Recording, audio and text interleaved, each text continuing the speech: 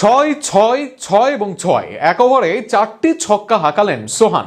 মুস্তাফিজ লিটনদের নিয়ে সাজানো বিশ্বকাপের একাদশকে হারিয়ে দিলেন সোহান একাই।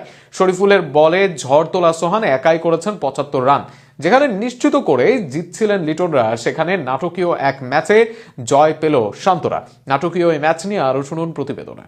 নাটক আর নাটকীয়তার জন্ম দিয়ে অবশেষে ম্যাচ জিতল নাজমুল হোসেন শান্তর দল, যেখানে এক দল সাজানো বিশ্বকাপের সেরা একাদশের আদলে আর অন্য দল বাংলাদেশ জাতীয় দলের বাহিরের খেলোয়াড়দের নিয়ে সেখানে মূল দলকেই হারিয়ে দিল আশেপাশের দল। অর্থাৎ এক দলে ছিল বিশ্বকাপের সেরা একাদশ, যেখানে লিটন কুমার দাস, মুস্তাফিজুর রহমান, সাইফ ইমন কিংবা শরীফুলরা ছিলেন সবাই এক দলে, আর অন্য দলে ছিলেন জাকের আলী অনিক, নুরুল হাসান সোহান, নাজমুল হোসেন শান্ত, মাহমুদুল জয় এবং হাসান মাহমুদরা। তবে বিশ্বকাপের সম্ভাব্য সেরা দলটাকেই হারিয়েছে শান্তর দল, আর সেখানে অবশ্য নায়ক ছিলেন বিশ্বকাপের দলে থাকা দুজন, একজন সাইফুদ্দিন, অন্যজন দলের মূল নায়ক নুরুল হাসান সোহান।